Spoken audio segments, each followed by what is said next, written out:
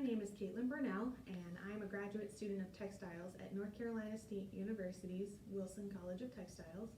And for the last 10 months, I have been working with the Lloyd home in downtown Annapolis, Maryland, studying the textiles and soft furnishings of this very historic home. So the home was began building in 1769 by Samuel Chase, who was a signer of the Declaration of Independence and a close friend of George Washington. And between the time of 1769 and 1771, Samuel Chase realized he did not have the funds or the time to spend on building a home because the landscape of America was changing so rapidly. So Samuel Chase sold it to Edward Lloyd IV, who ended up finishing it and employed William Buckland, a famous architect, that built this home as the first 3-story Georgian mansion in the U.S., America then. And he also built the house across the street, which is the Hammond Harwood house, that was the inspiration for Thomas Jefferson's Monticello. Edward Lloyd IV finished the home in 1774. This was just a second home. He owned the Y Plantation in Talbot County and had lots of influence in Maryland, and eventually his son also had a lot of influence in Maryland. When Edward Lloyd IV passed away, Edward Lloyd V inherited the home, and he actually served as governor of Maryland, and he was the youngest governor of Maryland. And the townhouse served as a governor's mansion. It was a townhouse because it was used similar to a London townhouse would be by English aristocrats, where they would have homes in the country, and then during a London season they would come in and stay in London. Similarly, this was an Annapolis townhome, so Edward Lloyd V, when he became governor, he had to live in Annapolis, and so this became the governor's mansion. In 1826, it was sold to the Hammond Harwood family, which was the family across the street. However, before it was sold, Mary Tallow Lloyd married Francis Scott Key in the parlor that I'm studying. Yes, Francis Scott Key, the author of the Star-Spangled Banner, which is our national anthem. It's a very cool thing, very cool history of this home, very unique as well. In 1846, the home was sold to Hester Ann Chase, and Hester Ann Chase had to kind of bring this home back to life. It had been a little uninhabited and not really had much care and love put into it. So when Hester Ann Chase purchased the home, she was a widow and did not have any children, and so she took in her 3 orphaned nieces. Hester Ann Chase was one of the richest women in Annapolis because she purchased stock early in the days of Annapolis Gaslight Company, before gaslight was really a thing in Annapolis or really a thing anywhere else. And so she actually became one of the richest women in the East Coast and especially in Annapolis. So very unique history and a very unique woman. When Hester Ann Chase passed away, her 3 nieces inherited the home and all of her estate. So the home was basically just being used as a home for these 3 girls until they would get married and move off. 2 of the nieces passed away, and that left Hester Ann Chase Ridout. Now, Hester Ann Chase and Hester Ann Chase Ridout are actually distant relatives of Samuel Chase. So the home was purchased back by the Chase family, which kind of makes it very unique. But Hester Ann Chase Ridout had a unique idea for the home, and she was going to turn it into a place and a sanctuary for women who were displaced, especially elderly women, and it still serves as that function. And when she did that, that was 1886, so for over a century, it has been used as a home for women and still is today.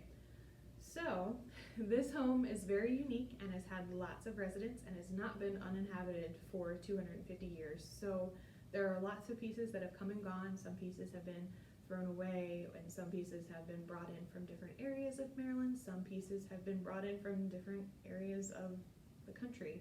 So that makes my job a little difficult, but also a little fun, because that means that I get to launch an investigation into textiles and where they came from.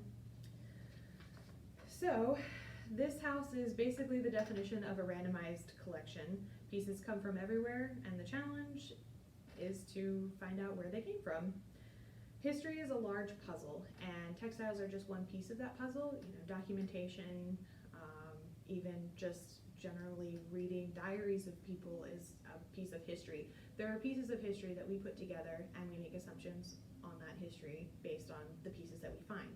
So my textiles and the conclusions that I've come to are definitely conclusions that are variable. Different things could come in and they could change some of the conclusions that I've made, and so therefore history is a little bit of a fluctuating and variable living thing. So I decided to make a video, and obviously things could change, and some of the things that I have thought in here may not be true. However, that's the cool thing about history, is that it brings people together. There may be other people out there that know more about this history than I do. So I'm going to go over some of the pieces that I definitely know are things that I have identified and things that we are trying to work harder on finding a little bit more of the history about it. So the first thing I identified is under the Identified Fabrics Textile tab here, it's A. And this is a textile that has been framed in the home and nobody knew anything about it. It's kind of degraded. There's definitely a lot of light that has gotten to it and air, so it's a little bit yellowed, as you can see. However, this is a plate print from 1805 depicting the Battle of Trafalgar, where Lord Admiral Nelson passed away. He was killed in battle. And then it also depicts his funeral procession. And so this is similar to a souvenir that you would purchase today, even in London. So like a Queen's Jubilee tea or a royal wedding tea or a royal wedding bobblehead, anything like that. That's basically what this fabric would have been. So it originally was this bright white, red, black, and blue, and it was a gorgeous piece and probably a very expensive piece. It's linen, it's a plate print, so we're not exactly sure where it came from, but we do know how old it is and what it is and what it originally should have looked like. So that's identified A. The next mystery to solve was in the parlor. The parlor is a beautiful room. It's a picture labeled B in here, and the room had a slight chemical odor when you walked in. Not very strong, just a slight odor that just nobody could figure out why. Obviously, when it comes to textiles, they absorb smells, they absorb light, and none of these things are good for textiles. They're only here for a certain amount of time, so we should take good care of them, and that's what the Chase House wanted to do. So I tried to figure out what was going on with this odor, and I came to the conclusion that the rug pad underneath the rug was actually rubbing on the stain on the floor, because it is hardwood floor, original to the home, and it's rubbing pieces off of it, so every time it's walked on, it kind of releases a little bit more of that chemical, so it makes a little bit more of a chemical smell. This is an easy solve. All we have to do is just replace the rug pad, and there are a couple other steps that I have suggested to them to taking care of the rug. Now for the rug itself, it is a gorgeous rug. It is a Serapi Persian rug made from wool with cotton warps. There could be a little bit of silk in the warps. I had to do burn testing on this, and the burn testing was kind of done in the middle of a transition during this pandemic that we're having right now. So I tried to identify it as much as I could, but it definitely was cotton, and it's definitely wool. So the knot and the style of the rug give us a little bit of clue of how old it is, and it could be as old as 200 years old, or it could be as old as 100 years old. But we don't really see this style of rug or this style of knot past 1920, so it's a very old rug and definitely a piece of history that we want to preserve. So one of the suggestions that I received from Winter Tour Museum and Gardens when I went to go behind the scenes with them was to place another rug pad over top of the rug, so that when people did enter the home and enter the room, they could walk on this rug pad without crushing the pile of this rug. So the knot on this rug is a Sene knot, and it suggests a lot about the rug. It is definitely a wool rug from Iran, so that's a Persian rug, and it is dyed with vegetable dye, which is very cool. It's still very vibrant, as you can see from the photo, and it's labeled C on here. I don't know if I mentioned that. So the next thing to be identified was a single chair that came with a desk in the parlor. This desk is gorgeous, and the desk was built by John Shaw, cabinet maker of Annapolis, who's a very famous cabinet maker in the mid-18th century. He built a lot of things that are in Annapolis, especially things that are in the State House. So the item labeled D is one of the things that immediately stood out to me as just this really unique chair, and it was a single chair. There's not a matching one anywhere in the house. So we tried to figure out where it came from. Well, it actually did come with the desk, because the chair matches chairs that John Shaw made for the State House in 1780s. So this chair is definitely something that at least is original to the era of the home. It may not be original to the home. It could have been something that was brought in by Hester Ann Chase Ridout or Hester Ann Chase herself. We don't know. Or it could have been just donated from somebody who didn't have a place to put it. So there's a lot of mystery around this chair itself. However, it is just really pretty. It has a silk brocade jacquard pheasant fabric on it that isn't original to the chair. We have found other chairs that are covered in this fabric, and they are from 1920s, 1930s. So even though that fabric isn't original to the chair, it still is a piece of history that we'd like to preserve. Now the cool thing about this chair is the seat in it pops out, and when I popped out the seat, I was able to kind of look at the stuffing on the inside. The stuffing is original to the chair. It is stuffed with horsehair and hay. So it has like a straw. It's not safe to sit on. I wouldn't suggest anybody sitting on it. Obviously it's almost a 250-year-old chair, so we don't want to sit on it, but it is a really cool piece of history that I was so excited to find more about. So the next piece to be identified is the item labeled E.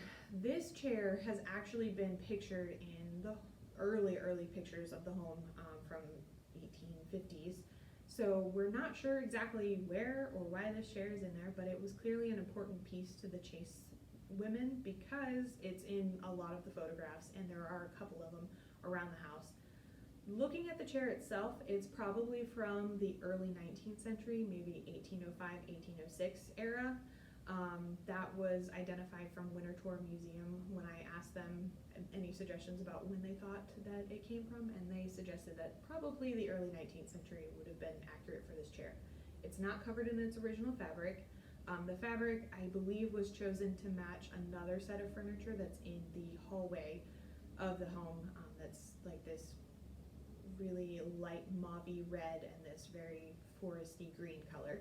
So I know that the fabric isn't original, and it's either been replaced in the first renovation of the home, which was in 1930, or in the second renovation in 1980.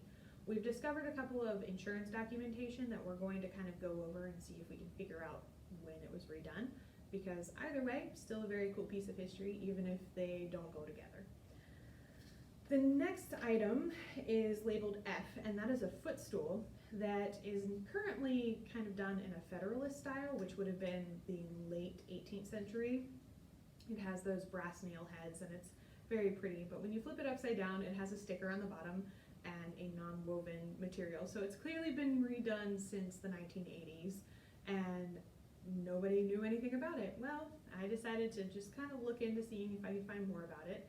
And I found a postcard of the home that is either from the time 1860 to 1920. So this footstool is probably original to the home, or at least original to the era of the 18th century. It was covered in this floral fabric originally, but now it's obviously covered in a faux leather. So a very cool thing to find. The wood on it suggests that it's probably from the 18th century and not the 19th century. It's very simple, but the joining on it gives a little bit of clues as to where it came from. The last pieces identified are the chairs labeled H. These chairs are a beautiful example of Baltimore cabinet making in the 18th century, and the reason I say Baltimore specifically is because this painted, dark wood painted color was very specific to Baltimore. It was a style in this area very specifically. Winter Tour actually has a few, and they definitely have more information on those, and I love them, but they are with a cushion on it that isn't original to the chair, but they do have a cane bottom, and they are pristinely they're very well taken care of, and I definitely want to make sure that they are taken care of in the future as well. So that isn't a whole lot about every single piece in this room. I don't want to go over every single piece because some of them we just don't know, and we're still trying to figure that out, and obviously things kind of happened in the middle of a pandemic. So we're going to continue to study. History is still living. History still changes with the time. We may find out more about the pieces that I've already talked about. So this has been a learning experience for me and for the professor that is helping me, which is Janie Woodbridge, and It has just been a really fun investigation into the past, and I thank the Chase House for letting me come in and really kind of work with them and curate some of the things, and I hope that in the future we're going to be able to actually sit down and talk about them. But for now, I have been very excited to look into this home that has been part of the Annapolis skyline for over 250 years and just a huge part of history. So if you have any questions, underneath the contact tab in this website, there is my information, and there's also information for the Chase House. You can reach out to them. They're not accepting visitors right now, but you're more than welcome to give them a call or email them. If you'd like to read more about Annapolis history, homes, or anything discussed here, there is a resource tab on chasetextiles.com. There is even resources about the specific bricklaying of the home. And if you want any information about the architecture of the home, I can definitely get in contact with people who have a lot of information about the architecture, because that has been studied, even though the textiles have not. So there is a lot of furnishing, and there's a lot of different teams that go in and out of this home, and it is just a very fun thing to do, working in a historic home. And I would definitely suggest that if you ever make it to Annapolis, come and take a tour. Call before you come, but definitely take a tour of the home, because it is a really cool part of history, and there are other parts of this home that I haven't mentioned that are also very unique and very cool to see. So I hope you enjoyed this video, and if you need anything, feel free to reach out to me. Thank you.